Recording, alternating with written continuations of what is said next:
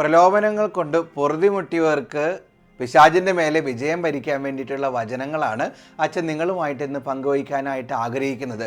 പിശാചിൻ്റെ മനുഷ്യർക്കെതിരെ പ്രയോഗിക്കുന്ന ആദ്യത്തെ ആയുധമാണ് പ്രലോഭനം എന്ന് പറയുന്നത്. പ്രലോഭനം പിശാച് എന്ത് ചെയ്യും? നമ്മളുടെ ചിന്തകളിലൂടെ അവൻ കടന്നു വന്ന് നമ്മളെ അവസാനം തിന്മ പ്രവൃത്തികളിലേക്ക് എത്തിക്കും. പ്രലോഭനം പാപത്തിലേക്കുള്ള ആദ്യത്തെ പടിയാണെന്ന് നമ്മളെല്ലാവരും തിരിച്ചറിയണം. ചിലരെ പിശാച് എങ്ങനെയാണ് പ്രലോഭിപ്പിക്കുക? ചിലപ്പോൾ ഇന്നലെകളിൽ സംഭവിച്ചു പോയ മ്ലേച്ഛ പാപങ്ങളെ ഓർമ്മിപ്പിക്കും. അതല്ലെങ്കിൽ നമ്മളുടെ ജഡത്തെ വല്ലാതെ തിന്മയിലേക്ക് വലിച്ചിഴക്കാൻ സഹായിക്കുന്ന പ്രലോഭിപ്പിക്കുന്ന തക്ക ചിന്തകൾ നമ്മുടെ തലയിൽ ഉദ്ദീപിപ്പിക്കും. നമ്മൾ മനസ്സിലാക്കിയിരിക്കുക, പിശാച് എപ്പോഴും ഊണും ഉറക്കവും ഇല്ലാതെ നമ്മുടെ പിന്നാലെയുണ്ട്. പ്രലോഭനത്തിലൂടെ പ്രവൃത്തി പദത്തിലേക്ക് നമ്മളെ നയിച്ച് അശുദ്ധമാക്കാനായിട്ട് എപ്പോഴും അവൻ കാത്തിരിക്കുകയാണെന്ന് നമുക്കൊരു ചിന്തയുണ്ടാകണം. അച്ഛന് ഈ പ്രലോഭനങ്ങൾക്കെതിരെ ഉപയോഗിക്കാനായിട്ട് നിങ്ങളുടെ മുന്നിൽ അവതരിപ്പിക്കുന്ന 3 വചനങ്ങൾ ഇതാണ്. നമ്മുടെ കർത്താവായ ഈശോ മിശിഹാ എപ്രകാരമാണോ പ്രലോഭനങ്ങളെ, മരുഭൂമിയിലെ പരീക്ഷയെ മറികടക്കാൻ വേണ്ടിയിട്ട് ഉപയോഗിച്ച വചനങ്ങൾ, ആ വചനങ്ങൾ തന്നെ നമ്മുടെ ജീവിതത്തിലും സാത്താനെതിരെ, പ്രലോഭനങ്ങൾക്കെതിരെ ഉപയോഗിക്കാനായിട്ട് നമുക്കും പരിശ്രമിക്കാം. അത് നമുക്കെല്ലാവർക്കും അറിയാം. മത്തായി 4-ാം അധ്യായത്തിലെ 4-ാം വാക്യം, മത്തായി 4-ാം അധ്യായത്തിലെ 7-ാം വാക്യം, വീണ്ടും 10-ാം വാക്യം. ജഡത്തിൻ്റെ മേഖലകളിൽ നമുക്ക് പ്രലോഭനങ്ങൾ ഉണ്ടാകുമ്പോൾ, ജീവിതത്തിൽ ചെറുതും വലുതുമായ ഏത് പ്രലോഭനങ്ങൾ വന്നാലും നമ്മൾ ഈ വാക്യങ്ങൾ ഉപയോഗിച്ച് പിശാചിനെ മറികടക്കാനായിട്ട് പരിശ്രമിക്കണം.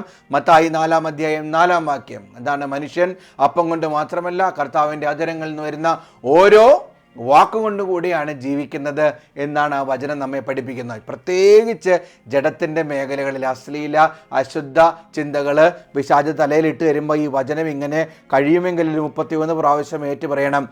മനുഷ്യനപ്പം കൊണ്ട് മാത്രമല്ല കർത്താവിൻ്റെ അധരങ്ങളിൽ നിന്ന് വരുന്ന ഓരോ വാക്കുകൊണ്ടുമാണ് ജീവിക്കുന്നത്. കണ്ടോ? കർത്താവിൻ്റെ ഈ വാക്കുകൾ ഇങ്ങനെ പല ആവർത്തി ഇങ്ങനെ പറഞ്ഞു കഴിയുമ്പോൾ ജഡത്തിൻ്റെ മേഖലകളിൽ നമുക്ക് എന്ത് കിട്ടും? ഒരു ശക്തി കിട്ടും. കർത്താവിനെ പിശാച് ആദ്യം പ്രലോഭിപ്പിച്ചത് എങ്ങനെയാണ്? ഈ കല്ലിന് അപ്പമാകാൻ പറഞ്ഞുകൊണ്ടാണ്. വിശപ്പിൻ്റെ മേഖലകളിൽ, ജഡത്തിൻ്റെ മേഖലകളിൽ പ്രലോഭനം കൊടുത്തത്. നമുക്കെപ്പോഴൊക്കെ ഈ ജഡത്തിൻ്റെ മേഖലകളിൽ പ്രലോഭനം ഉണ്ടാകുമോ ആ സമയത്തൊക്കെ നിങ്ങൾ അധരം കൊണ്ട് ഉറച്ച ശബ്ദത്തിൽ പറയണം. മത്തായി 4:4 എന്താണ്? മനുഷ്യനപ്പം കൊണ്ട് മാത്രമല്ല കർത്താവിൻ്റെ അധരങ്ങളിൽ നിന്ന് വരുന്ന ഓരോ വചനം കൊണ്ടുമാണ്, വാക്കുകൊണ്ടുമാണ് ജീവിക്കുന്നത്. വീണ്ടും നമ്മൾക്ക് ഉപയോഗിക്കാവുന്ന വചനമാണ് മത്തായി 4:7. യേശു പറഞ്ഞു, നിന്റെ ദൈവമായ കർത്താവിനെ പരീക്ഷിക്കരുത് എന്നുകൂടെ എഴുതപ്പെട്ടിരിക്കുന്നു. വീണ്ടും മത്തായി 4:10 നിന്റെ ദൈവമായ കർത്താവിനെ ആരാധിക്കണം, അവിടുത്തെ മാത്രമേ പൂജിക്കാവൂ എന്ന് എഴുതപ്പെട്ടിരിക്കുന്നു. ഈ 3 വചനങ്ങളും പറഞ്ഞ് അഭിഷേകത്തിലൊന്ന് നിറഞ്ഞ് ഈ വചനങ്ങളൊന്ന് കാണാപ്പാഠം പഠിച്ച് എന്നിട്ട് പ്രലോഭകനായ പിശാചിനെ നിങ്ങളൊന്ന് ചെറുത്ത് നിന്ന് ജീവിത അവസാനം വരെ നമ്മൾ പ്രലോഭനങ്ങൾക്കെതിരെ പടവെട്ടേണ്ടതായിട്ട് വരും. മനസ്സിലാവുന്നുണ്ടോ?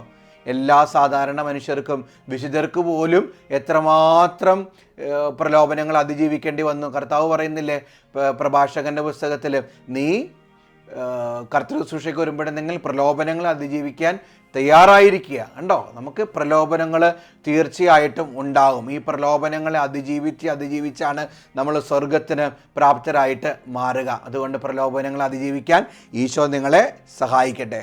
ആമേൻ.